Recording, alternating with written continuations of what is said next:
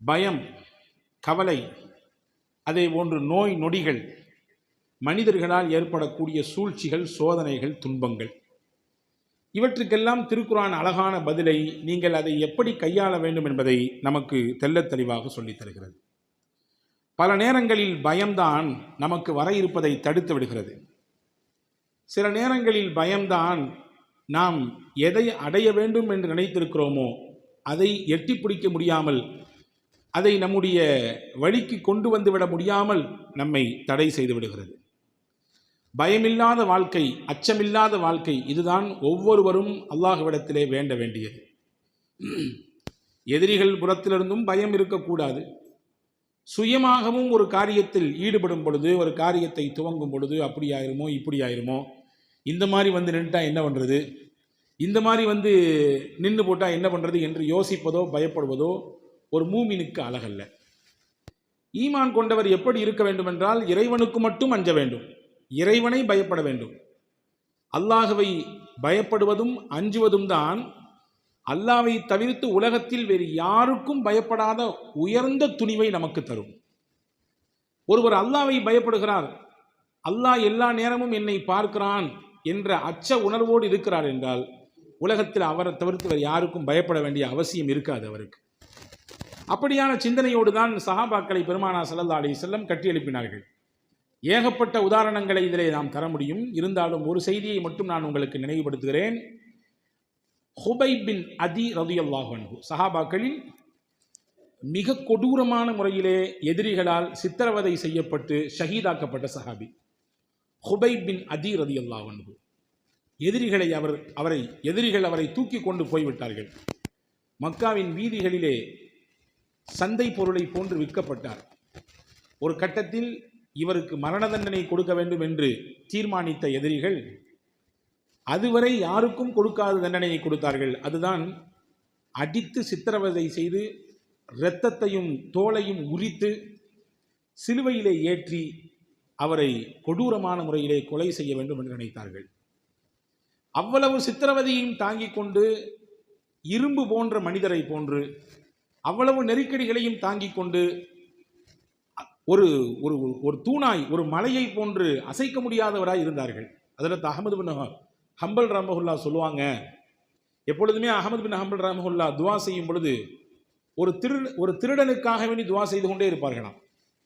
ஒரு நாள் அவருடைய மகன் கேட்டார், எல்லாரும் துவா செய்கிறாங்க, நிறைய பேருக்கு துவா செய்கிறீங்க, நீங்கள் பெரியவங்க, ஒரு குறிப்பிட்ட திருடனின் பெயரை சொல்லி அவருக்கு இறைவா நீ அருள் செய்வாயாக என்று துவா செய்கிறீங்களா, அப்படி என்ன அவருக்கும் உங்களுக்கும் கனெக்ஷன், அவருக்கு ஒவ்வொரு நாளும் துவா செய்கிறதுக்கு என்ன காரணம் அப்படின்னு கேட்கும் பொழுது அதற்கு அஹ்மது பின் ஹம்பல் ரஹ்மத்துல்லாஹி சொன்னாங்க, நான் ஒரு நாள் சிறையிலே அடைக்கப்பட்டிருந்தேன். எதற்காக வேண்டி அடைக்கப்பட்டேன் என்றால், திருக்குர்ஆன் அல்லாஹுடைய பேச்சுத்தான், அது குர்ஆன் கலாமுல்லாஹ். ஆனால் அஹ்மது பின் ஹம்பல் ரஹ்மத்துல்லாஹுடைய வாழ்க்கை காலத்திலே திருக்குர்ஆன் மஹ்லூக் என்றால் இறைவனால் படைக்கப்பட்ட பொருட்கள் எப்படி இருக்கிறதோ அதே அந்தஸ்தில் உள்ளது தான் திருக்குர்ஆனும் அப்படின்னு ஒரு பிரச்சனையை கொண்டு வந்தாங்க. அந்த பிரச்சனையினால் பல இஸ்லாத்தினுடைய அடிப்படை விஷயங்களே தகர்ந்து போய்விடும் அதை ஏற்றுக்கொண்டால். திருக்குர்ஆன் மஹ்லூக், அது அல்லாஹுவினால் படைக்கப்பட்ட மனிதனை போன்று, வானத்தை போன்று, பூமியை போன்று திருக்குர்ஆனும் ஒரு மஹ்லூக் தான், படைக்கப்பட்டது தான் என்ற ஒரு கருத்தை அந்த ஆட்சியாளர்கள் கொண்டு வந்தாங்க. அதை வன்மையாக எதிர்த்தாங்க. திருக்குர்ஆன் என்பது மஹ்லூக் அல்ல, அல்லாஹ்வினால் படைக்கப்பட்டது, அல்லாஹ்வுடைய வேதம், அல்லாஹ்வுடைய வார்த்தை என்று சொன்னதன் காரணமாக அஹ்மது பின் ஹம்பல் ரஹ்மத்துல்லாஹி சிறையில் தூக்கி வச்சாங்க. நீங்கள் உங்கள் கொள்கையிலிருந்து பின்வாங்கணும்னு சொல்லி. ஆனால் வாங்கவே இல்லை கடைசி வரை. ஆனால் ஒரு கட்டத்தில் ஒரு விதமான ஒரு தயக்க நிலை, ஒரு விதமான மனதினுடைய அழுத்தம். அப்போ அந்த சிறையில் இருந்த அந்த திருடர் சொன்னாராம், நீங்கள் ஏங்க பயப்படுறீங்க, நான் தைரியமாக திருடி போட்டே நான் பேசாமல் உட்காந்துருக்கேன் சிறையில். திருடிட்டு கொள்ளையடிச்சிட்டு இல்லாத தப்புலாம் பண்ணிவிட்டு நான் சிறையில் தைரியமாக இருக்கும் பொழுது நீங்கள் உண்மையை சொல்லிட்டு ஏன் பயப்படணும்? உண்மையில் இருக்கும்போது எதற்கு பயம் வர வேண்டும்? பயப்படாதீங்க, துணிச்சிடாதீங்க, இந்த உண்மை உங்களை காப்பாற்றும். நிச்சயமாக நீங்கள் பொய் உங்களுக்கு முன்னால் சரணடையும், உண்மைதான் உங்களை ஜெயிக்க வைக்கும், பயப்படாதீர்கள் என்று அவர் எனக்கு தைரியம் சொன்னார். அதற்கு பிறகு எனக்கு ஒரு புத்தெழுச்சி வந்தது, ஒரு புத்துணர்வு ஏற்பட்டது. எனவே தான் அந்த தைரியத்தை அந்த சிறைச்சாலையிலிருந்து கொடுத்த அந்த திருடருக்காகவே நான் துவா செய்து கொண்டே இருக்கிறேன் என்று அஹ்மது பின் ஹம்பல் ரஹ்மத்துல்லாஹி சொல்லுவாங்களாம். நான் எதுக்கு சொல்கிறேன்னா, அச்சப்படுத்துவதற்கு பல ரூபங்கள் இருக்கிறது. மரணத்தை கொண்டு அச்சப்படுத்துவார்கள், வேதனைகளை கொண்டு சில சமயங்களிலே அச்சத்தை ஏற்படுத்துவார்கள், கடுமையான நெருக்கடியை ஏற்படுத்தக்கூடிய சட்டங்களை போட்டு அச்சப்படுத்துவார்கள். ஆனால் உண்மையான மூமின்கள் பயப்பட மாட்டார்கள். ஹுபைப் பின் அதீ ரலியல்லாஹு அன்ஹு அவர்கள் கடும் சித்திரவதை, கடுமையான வேதனை, கடைசியில் தூக்கு மேடைக்கு கொண்டு நிப்பாட்டப்படும் பொழுது ஹுபைப் பின் அதீ ரலியல்லாஹு கேட்டாங்களாம் எதிரிகள்கிட்ட, என்னுடைய கடைசி ஆசையை கேட்க மாட்டீங்களான்னு கேட்டாங்களாம். என்ன? மரணத்தின் கயிறை முத்தமிட போகிறாய், சொல்லிக்கோ, உன்னுடைய ஆசை என்ன? ஹுபைப் பின் அதீ ரலியல்லாஹு சொன்னாங்க, 2 ரக்காத் தொழுவணும், அதான் எனக்கு ஆசை. நான் இறக்கப் போகிறேன், இப்பொழுது மரணத்தின் கயிறை முத்தமிடப் போகிறேன், எனக்கு 2 ரக்காய் தொழ வேண்டும், அதற்கு மட்டும் அனுமதி கொடு என்று கேட்டார்கள். ஹஜ்ரத் ஹுபைப் பின் அதீ ரலியல்லாஹுவுக்கு அனுமதி வழங்கப்பட்டது. 2 ரக்காய் தொழுதார்கள், வேகமாக தொழுகையை முடித்துக் கொண்டார்கள். எப்பொழுதும் நார்மலாக தொழுகிற மாதிரி உண்டான அமைப்பில் தொழல, வேகமாக தொழுகையை முடிச்சுக்கிட்டாங்க. தொழுகையை முடித்ததற்கு பிறகு எதிரிகள் இருக்கிற பக்கத்தை நோக்கி திரும்பி சொன்னாங்களாமா, நான் ரொம்ப சீக்கிரமாக தொழுதுட்டேன், என்னைக்குமே இவ்வளோ சீக்கிரமாக தொழ மாட்டேன், நான் ராகத்தாக நிற்பேன், நீண்ட நேரம் ருக்கு செய்வேன், நீண்ட நேரம் சஜிதா செய்வேன், நீண்ட கிராத்துகள் ஓதுவேன் நிலையிலே. ஆனால் அப்படி நான் செஞ்சேன்னு சொன்னால் இன்னைக்கு உங்களுக்குள்ள குசு குசுன்னு நீங்கள் பேசுவதற்கு கூட வாய்ப்பு கிடைக்கும். பாரு, மரணத்துக்கு பயந்து போய் தொழுகையை நீளமாக்கி தொழுதுட்டு இருக்கிறார். அவருக்கு மரண பயம் வந்து விட்டுச்சு, அவருக்கு தூக்க பார்த்த உடனே கொலவெறி பயம் வந்துடுச்சு.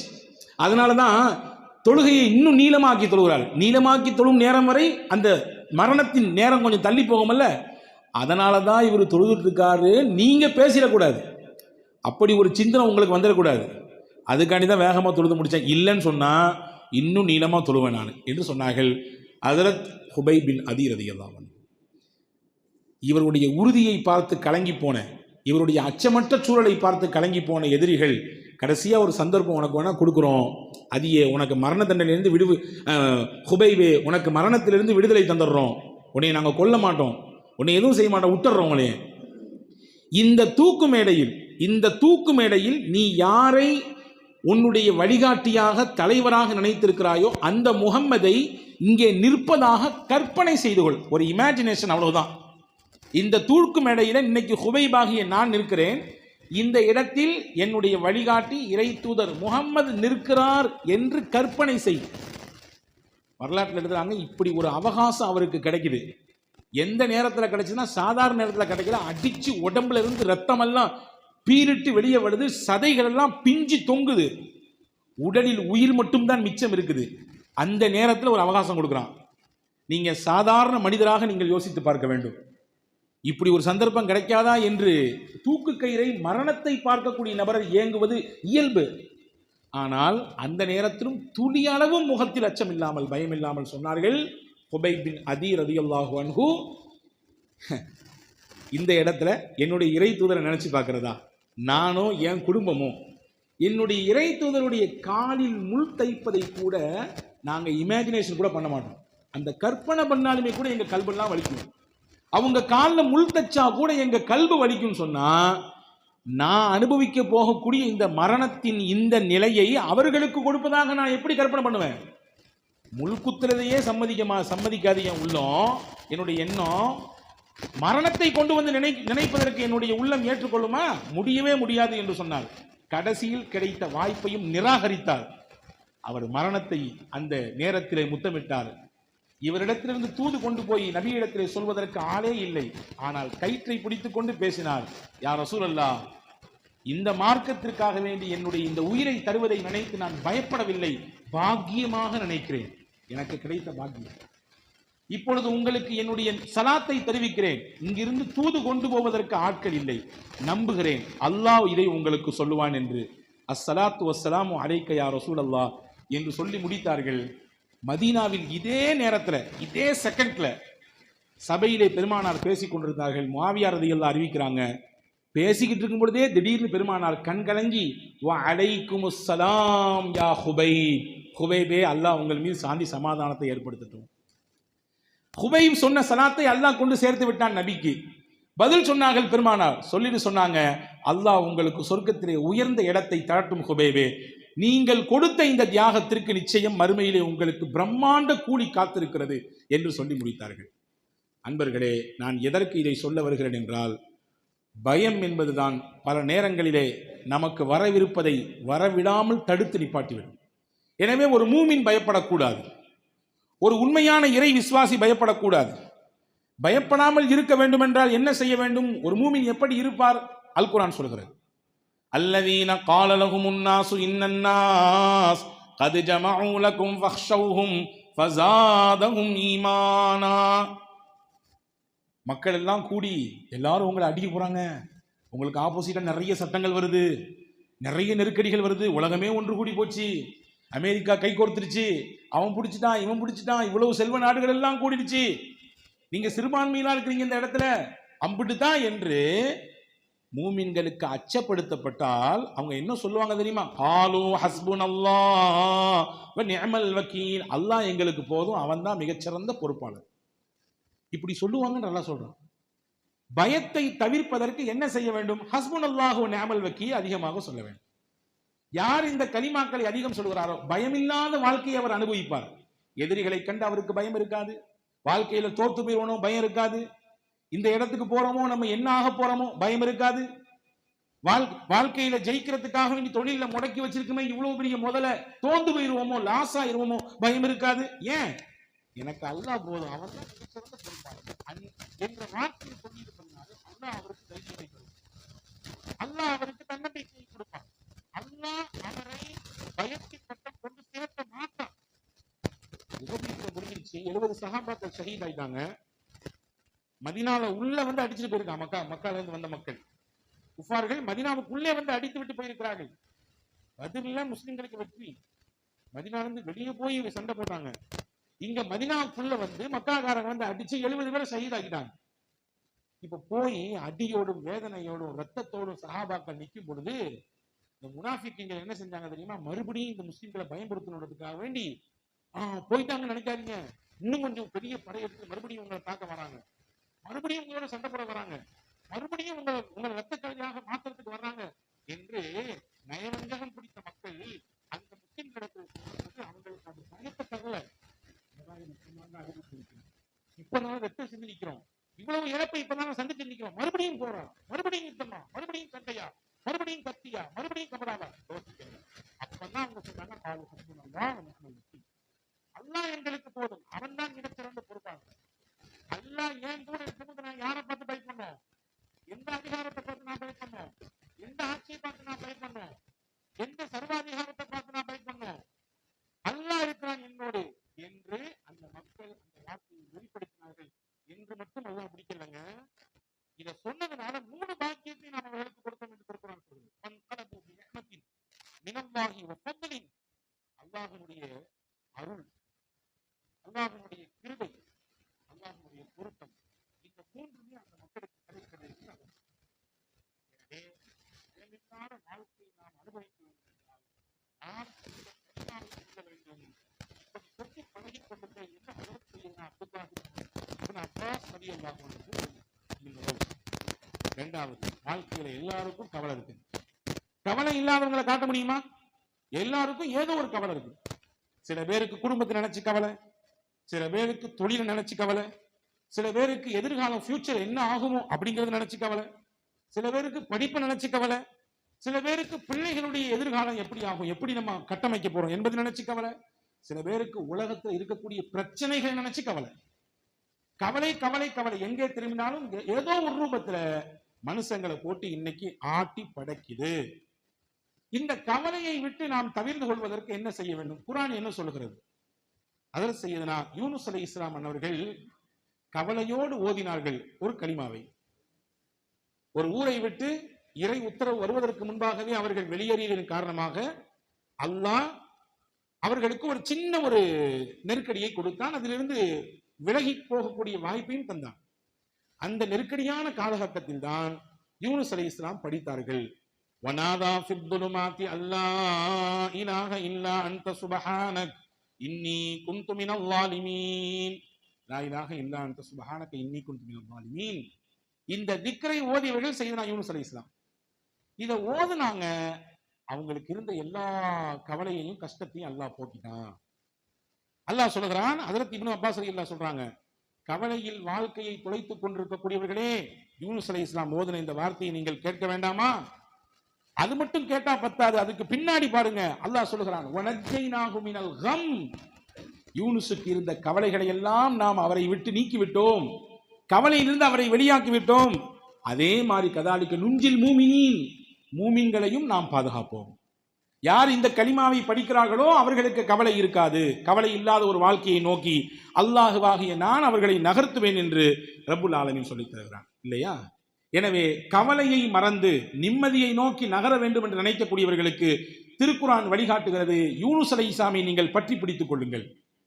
நாம் என்ன கவலையில் இருக்கிறோம்? பூமியின் அடியாளத்தில் இருந்தார்கள் யூனுஸ் அலைஹிஸ்ஸலாம், கடலுக்குள்ளே இருந்தார்கள், ஏற்கனவே தண்ணீர் இருட்டு, அந்த கடல்லையும் ஆழ்கடல்ல இருந்தாங்க. அது மட்டுமல்ல, அந்த ஆழ்கடலில் ஒரு பிரம்மாண்டமான மீனின் வயிற்றுக்குள்ளே இருந்தார்கள். வயிற்றுக்குள்ள இருக்கிறாங்க, கடல்ல இருக்கிறாங்க, அதுவும் பெரிய ஆழ்கடலில் காரிருள் சூழ்ந்து இருக்கக்கூடிய இருட்டுக்குள்ளே இருந்தார்கள். இப்படி 3 விதமான திரைக்குள்ளே அவர்கள் மாட்டிக்கொண்டார்கள். இந்த 3 விதமான திரைகளிலிருந்து அவர்களை வெளியேற்றியது எது? இந்த நெருக்கடியிலிருந்து அவர்களை வெளியேற்றியது எது? அல்லாஹ் சொல்லுகிறான், அவர்கள் படித்த அந்த கலிமா தான். இன்னைக்கு நம்மள பல பேர் கேட்குறாங்க, கஷ்டப்படுறோம், கவலைப்படுறோம், இதுதான் வழி, இதை செஞ்சு கொடுங்க, நீங்க செஞ்சுக்குங்க, இந்த கலிமாக்களை ஓதுங்க என்று சொன்னால் அந்த நேரத்திலே கேட்டுக்கொள்கிறான். அதற்கடுத்து அதை தொடர்ச்சியாக கையில் எடுத்து செய்கிறோமா என்பதிலே மிகப்பெரிய கேள்விக்குரியது. ஹஜ்ரத் யூனுஸ் அலைஹிஸ்ஸலாம் ஓதுனாங்க. அல்லாஹ் சொல்றான் குர்ஆன்ல சூரா சாஃபாத்துல, ஃபலவுலா அன்னஹு கான மினல் முஸப்பிஹீன் லலபிஸ ஃபீ பத்னிஹி இலா யௌமி யுபஅஸூன். மீன் வயிற்றுக்குள்ளே இருந்து யூனுஸ் மட்டும் இந்த கலிமாவை ஓதாம இருந்திருந்தாருன்னு சொன்னா, இதை படிக்கலன்னு சொன்னா, மீன் வயிற்றுக்குள்ளேயே கியாமத்து வரை இருந்திருப்பார். அல்லாஹ் சொல்றான், உலக அழிவு நாள் வரும் வரை அவர் அங்கேயே தங்கியிருப்பார். அப்ப அந்த நெருக்கடியிலிருந்து, அந்த கவலையிலிருந்து அவரை வெளியே கொண்டு வந்தது எதுன்னா, அவர் ஓதுன அந்த கலிமா தான். அதனால ஹஜ்ரத் இப்னு அப்பாஸ் ரலியல்லாஹு சொல்றாங்க, கவலையினால நீங்க மனசை விட்டுறாதீங்க, கவலையினால நீங்க உங்களுடைய எதிர்காலத்தை நினைச்சு நீங்க பெரிய வருத்தத்துக்கு உள்ளாராதீங்க. இந்த கலிமாவை நீங்களும் கையில எடுங்க, ஓதுங்க, உங்க கவலையும் அல்லாஹ் போக்குவான். தொழில கவலையா, குடும்பத்துல ஏற்பட்ட பிரச்சனையினால கவலையா, உங்க பிள்ளைகளுடைய நிலைப்பாட்டை குறித்து உண்டான கவலையா, எதாக இருந்தாலும் சரிதான், நீங்கள் இதை எடுத்து ஓத துவங்குங்கள், நம்பிக்கையோடு ஓதுங்கள், நிச்சயம் அதனுடைய பலனை பார்ப்பீர்கள். இது நான் சொல்லவில்லை, சாஹிபுர் ரசூல், ரசூலுல்லாஹ்வோடு தோழமை கொண்ட ஹஜ்ரத் சையதுனா அப்துல்லாஹ் இப்னு அப்பாஸ் ரலியல்லாஹு அன்ஹு அவர்கள் சொல்கிறார்கள். 3வது, மனிதனை பிடித்திருக்கக்கூடிய மிக முக்கியமான ஒன்று நோய். பல்வேறு விதமான மருத்துவம் சார்ந்த நெருக்கடிகள். நிழலின் அருமை எப்பொழுது நமக்கு தெரிகிறது? வெயிலுக்கு போனதற்கு பிறகுதான் தெரிகிறது இல்லையா? தண்ணீரின் அருமை எப்பொழுது தெரிகிறது? தாகத்தினால் கடுமையாக நாவறட்சி ஏற்படுகிற பொழுதுதான் தெரிகிறது. ஒருவரின் இருப்பு எப்பொழுது நாம் புரிகிறோம்? அவரை இழந்ததற்கு பிறகுதான் புரிகிறோம். இருக்கிற வரை அதனுடைய மதிப்பு, அவருடைய அந்தஸ்து தெரியறது இல்லை. மௌத்தா போனதுக்கு பின்னாடி எங்க அப்பா இருந்திருந்தாருன்னா, எங்க அம்மா இருந்திருந்தாங்கன்னா, எங்க தாதா இந்த இடத்துல இருந்திருந்தாங்கன்னா, என் தம்பி இந்த இடத்துல இருந்திருந்தான்னா என்று அவரை பறிகொடுத்ததற்கு பிறகு கவலைப்படுகிறோம். பொதுவாகவே ஒன்றின் மதிப்பு அதை இழந்ததற்கு பிறகுதான் தெரிகிறோம். அப்படித்தான் ஆரோக்கியத்தின் மதிப்பு ஒருவருக்கு உள்வாங்கப்பட வேண்டும் என்றால் நோய் என்ற ஒன்றுக்கு முகம் கொடுத்ததற்கு பிறகுதான் அதனுடைய மதிப்பு தெரியுது. எனவேதான் ரசூலுல்லாஹ் சொன்னாங்க, உன்னுடைய நோய் மிகுந்த காலத்திற்கு முன்னால் உனக்கு கிடைத்திருக்கக்கூடிய ஆரோக்கியத்தை நீ ரொம்ப கிஃப்டா எடுத்து பயன்படுத்திக்கோ, ரொம்ப பெரிய பாக்கியமா நடத்து பயன்படுத்திக்கணும். எத்தனை மக்கள் நோயோடும் நொம்பலத்தோடும் மிகுந்த மன வலியோடும் வேதனையோடும் தன்னுடைய வாழ்க்கையை நகர்த்திக்கிட்டு இருக்கிறாங்க. சரி, நோய் வந்துச்சு, நான் அப்படித்தானா, அதுலேருந்து வெளியே வர முடியாதா? தீர்வே கிடையாதா? உண்டு. அப்படிப்பட்ட நோயோடும் நொம்பலத்தோடும் சிக்கி இருக்கக்கூடியவர்கள் எல்லாம் அய்யூப் அலைஹிஸ்ஸலாமை பாருங்கள். ஹஜ்ரத் இப்னு அப்பாஸ் ரலியல்லாஹு சொல்றாங்க, நீங்க எல்லாம் என்ன ஒரு ஜஸ்ட் ஒரு வருஷம் அல்லது 2 வருஷம் அல்லது வச்சுங்க, கூடுதலாக ஒரு 5 வருஷம் 10 வருஷம் படுக்கை இருந்திருப்பீங்களா? ஹஜ்ரத் அய்யூப் அலைஹிஸ்ஸலாம் 18 வருஷம் படுக்கையிலே கிடந்தாங்க. நோயினா நோய், அப்படி ஒரு நோய், 18 வருஷம் படுக்கையில அவங்களால எந்திரிக்க முடியாது. குடும்பத்தில் இருக்கக்கூடிய மொத்த உறுப்பினர்களும் நாத்தம் அடிக்குது உங்க உடம்புல இருந்து, உங்களை நாங்க பார்க்க மாட்டோம், போயிட்டாங்க வெளியில. சொந்தக்காரங்கள்லாம் நீங்க ஊருக்குள்ள இருக்காதீங்க, வேண்டாம், அவுட்டருக்கு போயிருங்க. உங்களுடைய இந்த வாடை இருக்கிற துர்வாடை, உங்க உடம்புல இருந்து வரக்கூடிய அந்த கெட்ட ஸ்மெல்லு, எங்களால பக்கத்துல குடி இருக்க முடியல. நீங்க யோசிங்க, இந்த மாதிரி நோயில நம்ம சிக்கிட்டோமா? இந்த மாதிரியான ஒரு பெரிய மருத்துவத்துல ஒரு இளைஞர்ல நம்ம சிக்கிட்டோமா? ஊடும் உறவும் ஊருக்காரங்களும் துரத்தி அடிக்கிற அளவுக்கு உண்டான நோயிலையா நம்ம மாட்டிக்கிட்டோம்? கிடையாது. அய்யூப் அலைஹிஸ்ஸலாம் 18 வருஷம் அந்த மாதிரியான நோயில் இருந்தாங்க. மனைவிலாம் தெரிச்சுக்கிட்டு ஓடிடுச்சு. அவ்வளவு செல்வ செழிப்பாக வாழ்ந்தவர்கள், நல்ல வசதி வாய்ப்போடு வாழ்ந்தவர்கள், ஊர்ல பேரும் புகழும் இருந்துச்சு. பத்தாக்குறைக்கு அவங்க நபி வேற. ஆனா யாரும் ஏறெடுத்தும் கூட பார்க்கல. ஒரு அம்மா மட்டும் தான் கூட இருந்தாங்க. அந்த அம்மா பேர் தான் ரஹீமா. அந்த அம்மா மட்டும் தான் கடைசி காலம் வரை ஹஜ்ரத் அய்யூப் அலைஹிஸ்ஸலாமோடு இருந்தார்கள். 18 ஆண்டு காலம் அந்த நோயில இருந்த சமயத்திலும் கூட நம்பிக்கை தளராமல் அல்லாஹ்விடத்தில் கேட்டார்கள். நோயோடு தங்கள் வாழ்க்கையை நகர்த்தி கொண்டிருக்கக்கூடியவர்களே, நீங்கள் எல்லாம் கேட்க வேண்டிய வார்த்தை என்று ஹஜ்ரத் இப்னு அப்பாஸ் ரலியல்லாஹு சொல்றாங்க, அன்னி மஸ்ஸனிய துர் வ அன்த அர்ஹமுர் ராஹிமீன். நான் ஒரு சிரமத்தில் இருக்கேன் இறைவா, நான் கஷ்டத்தில் இருக்கேன், எனக்கு நோய் இருக்குது உண்மைதான், இதனால நான் படாத பாடு படுறேன் உண்மைதான்.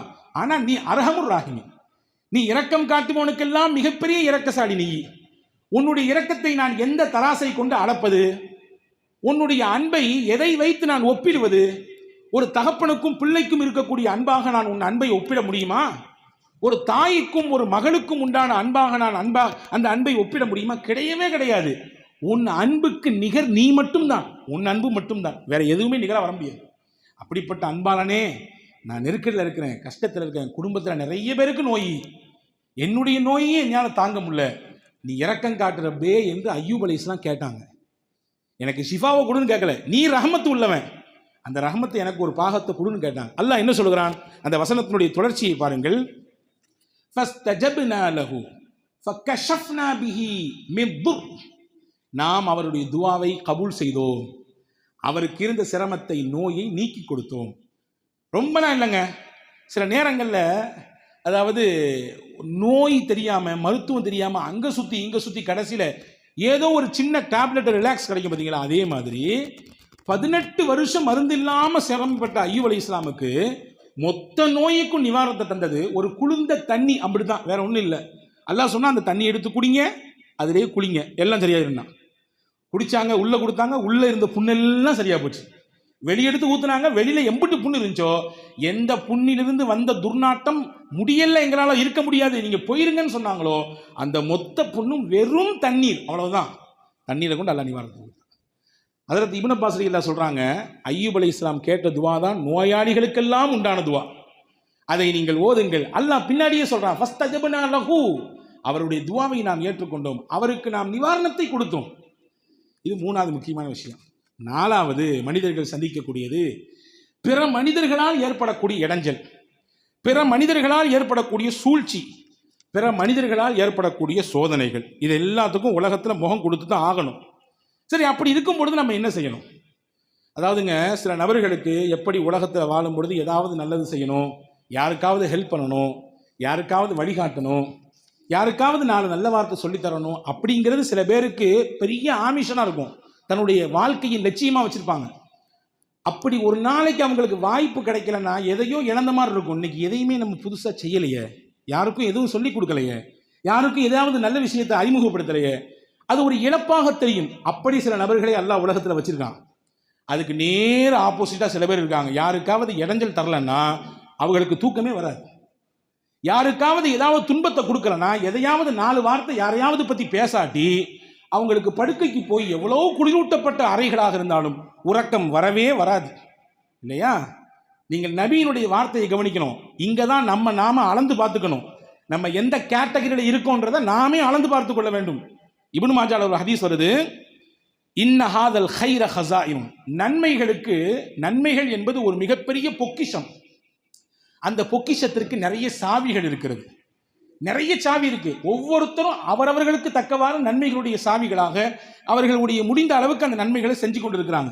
யாரையும் நாம் எப்பொழுதும் குறைந்து மதிப்பிடுதல் கூடாது.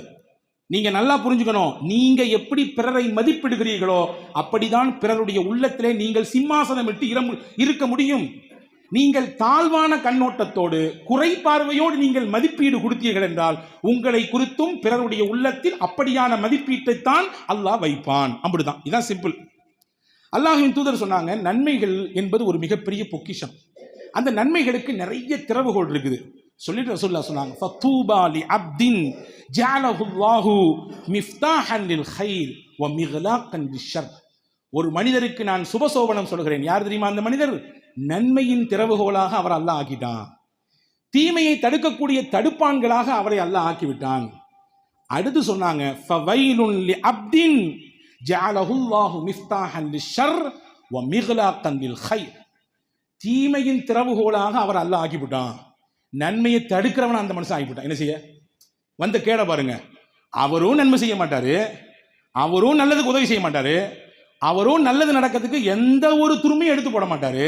நன்மை நடந்தாலும் நடக்க விட மாட்டான், நன்மை நடந்தாலும் நடக்க விட மாட்டான். ரசூலுல்லாஹ் சொல்கிறார்கள், இப்படிப்பட்ட மனிதருக்கு வயல் என்ற நரகம் தான் இருக்கிறது. நாங்கள் சொல்லுவோம். அல்லாஹ் பாதுகாப்பானாக. அல்லாஹ் நம்மை நன்மையின் திறவுகோலாக அமைத்து தருவானாக, தீமையை தடுக்கக்கூடிய தடுப்பான்களாக அல்லாஹ் அமைத்து தருவானாக. அன்பர்களே, நீங்கள் புரிந்து கொள்ள வேண்டும், உலகத்தில் நீங்கள் எம்புட்டு தூரம் நீங்கள் முட்டி போட்டு உடைத்தாலும் உங்களை குறை சொல்வதற்கென்றே அல்லது குறை காணுவதற்கென்றே சிலரை அல்லாஹ் வைத்திருப்பான். நீங்க புரிஞ்சுக்கணும்.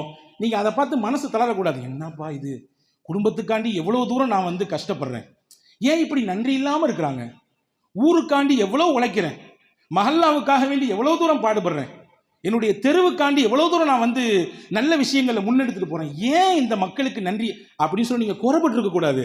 நீங்க புரிஞ்சுக்கணும், இதனுடைய மனத்தத்துவத்தை உள்வாங்கிக் கொள்ள வேண்டும். நீங்கள் நன்மையை செய்வதற்கென்றே இறைவன் உங்களை தேர்ந்தெடுத்திருக்கிறான். அதை செஞ்சுக்கிட்டே இருங்க. யாரெல்லாம் குறைபட்டுக் கொள்கிறார்களோ, யாரெல்லாம் இடைஞ்சல் கொடுக்கிறார்களோ, யாரெல்லாம் நல்லதை செய்ய விடாமல் தடுக்கிறார்களோ, புரிந்து கொள்ளுங்கள், அவர்களை அதற்காக வேண்டி அல்லாஹ் வைத்திருக்கிறான். உங்களை நன்மையை செய்ய வைக்கக்கூடிய அல்லாஹ் தான் அவர்களை நன்மையை செய்ய விடாமலும் தடுத்திருக்கிறான். நன்மையை செய்யக்கூடியவர்களையும் குறை சொல்ல அல்லாஹ் வைத்திருக்கிறான். நீங்கள் இதை உள்வாங்கிக் கொண்டால் போதுமானது. பெருமானார் சொன்னார்கள், ஒரு ஹதீஸை நீங்கள் நினைவில் கொள்ளுங்கள், யார் உங்களிலே பெரியவருக்கு அவருடைய வயதை கருத்தில் கொண்டு அவருக்கு உதவி செய்கிறாரோ, அல்லாஹ் அவர் வயதாகும் பொழுது இவருக்கு உதவி செய்யறதுக்கு அல்லாஹ் ஆட்டோமேட்டிக்காக ஆளை கொண்டு நிப்பாட்டுவான். இவருக்கு உதவி செய்யறதுக்கு அல்லாஹ் கொண்டு வந்து நிப்பாட்டுவான். நாங்கள் சொல்ல, அப்போ நாம் ஒருவருக்கு உதவியாக இருந்தால் நமக்கான உதவியாளரை அல்லாஹ் தேர்வு செய்து கொண்டு கொடுப்பான். இதுக்கு நேர ஆப்போசிட் கருத்தையும் உள்வாங்கிக்கணும். நம்ம ஒரு விஷயத்திற்கு இடைஞ்சல் பண்ணோம்னா, நம்ம ஒரு குடும்பத்தை வந்து ஏதோ ஒன்று சொல்லி வந்து அதை ஏதாவது நேக்கு போக்கில் மாற்றி விட்டோம்னு சொன்னா, நம்ம குடும்பம் அல்லது நம்முடைய நிலை கொஞ்சம் தாறுமாறாக மாறுவதற்கு வாய்ப்பு இருக்கிறது என்பதை நாம் உள்வாங்கிக் கொள்ள வேண்டும். எனவே உலகத்தில் மனிதர்கள் புறத்திலிருந்து இடைஞ்சல்கள் வரத்தான், நெருக்கடிகள் வரத்தான். என்ன செய்யணும்? குர்ஆன் என்ன தீர்வு சொல்லுது? ஃபிரௌனுடைய காலத்திலே ஈமான் கொண்டு அதனால் ஏற்பட்ட துன்பத்தின் சமயத்திலே அந்த ஈமான் கொண்ட மனிதர் சொன்ன வார்த்தையை குர்ஆன் சொல்லுகிறது. அப்படி சொன்னால் மனிதர்கள் எவ்வளவுதான் ரூம் போட்டு யோசிச்சு இடைஞ்சல் பண்ணணும்னு நினைச்சாலும் அந்த இடைஞ்சலுடைய ஒரு கால் பாகம் கூட உங்க பக்கத்தில் வராது, உங்க கம்பெனிக்கு பக்கத்தில் வராது, உங்களுடைய நிறுவனத்துக்கு பக்கத்தில் வராது, உங்களுடைய தொழிலுக்கு பக்கத்தில் வராது, உங்களுடைய பக்கத்தில் கூட நெருங்காது. என்ன சொன்னார் அவர்? குர்ஆனில் அல்லாஹ் சொல்கிறான், வ உஃபவ்விது அம்ரி இலல்லாஹ். என் விஷயம் எல்லாத்தையும் நான் அல்லாஹ்ட்ட ஒப்படைச்சிட்டேன், என் விஷயம் எல்லாத்தையும் நான் அல்லாஹ்ட்ட ஒப்படைச்சிட்டேன். எனக்கு சொந்தமானது இல்லை, என் தொழில் என்னுடைய வருமானம் எல்லாம் அல்லாஹ் கொடுத்தது, அவன்கிட்டே நான் கொடுத்துட்டு ஒப்படைச்சிட்டேன். அல்லாஹ் நீ பார்த்துக்கோ ரப்பே, அவ்வளோதான், முடிஞ்சிருச்சு. எவ்வளோ சூழ்ச்சி பண்ணுறாங்க, சுற்றி நடக்குது, தெரியதான் செய்யுது, வீட்லையே தெரியுது, சொந்தத்திலே இந்த மாதிரி நடக்குதுன்னு தெரியுது. ஆனால் இது எல்லாத்தையும் நான் உன்கிட்ட கொடுத்துட்றேன், நீ பார்த்துக்கோ, கண்காணிச்சுக்கோ. சிசிடிவி கேமராக்கள் கண்காணிக்காத விஷயத்தை அல்லாஹ் என்கின்ற மகத்தானவன் அவன் கண்காணித்து விடுவான், துல்லியமாக கண்காணித்து விடுவான். எனவே உன் கண்காணிப்பில் விட்டு விடுவேன், நீ பார்த்துக்கோ. இந்த வார்த்தையை சொன்னால் போதுமானது. அல்லாஹ் சொல்கிறான், இதை அவர் சொன்னதினாலே ஃபிரௌனுடைய புறத்திலிருந்து ஏற்படக்கூடிய மொத்த சூழ்ச்சியும் அல்லாஹ் மாற்றினான். ஃபவகாஹுல்லாஹு ஸய்யிஆத்தி மா மக்கரு. அல்லாஹ் சொல்கிறான், அவர் இந்த வார்த்தையை மொழிந்ததினாலே அவருக்கு ஏற்பட இருந்த மொத்த தீங்கையும் கஷ்டத்தையும் அல்லாஹ் தடுத்து நிப்பாட்டினான். எனவே உலகத்தில் இந்த 4 விதமான நெருக்கடிகள் வரத்தான். அதை வருகிற பொழுது எப்படி எதிர்கொள்ள வேண்டும் என்கின்ற அழகான பாடத்தை, பக்குவத்தை ஹஜ்ரத் சாஹிபுர் ரசூல் ரசூலுல்லாஹ்வுடைய அருமை தோழர் ஹஜ்ரத் அப்துல்லாஹி இப்னு அப்பாஸ் ரலியல்லாஹு அன்ஹு அவர்கள் இந்த விஷயத்தின் ஊடாக நமக்கு சொல்லித் தருகிறார்கள். எல்லாம் வல்ல அல்லாஹ் நம்முடைய வாழ்க்கையில் இருக்கக்கூடிய இந்த நெருக்கடியான காலகட்டத்திலே அல்லாஹுவின் தூதருடைய வழிகாட்டுதலின் பிரகாரம் வாழுகிற நல்ல தௌஃபீக்கை உங்களுக்கும் எனக்கும் எல்லா மக்களுக்கும் வழங்கியருள் புரிவானாக. ஆமீன். வாஹிர் தாவானில் அல்ஹம்துலில்லாஹி ரப்பில் ஆலமீன்.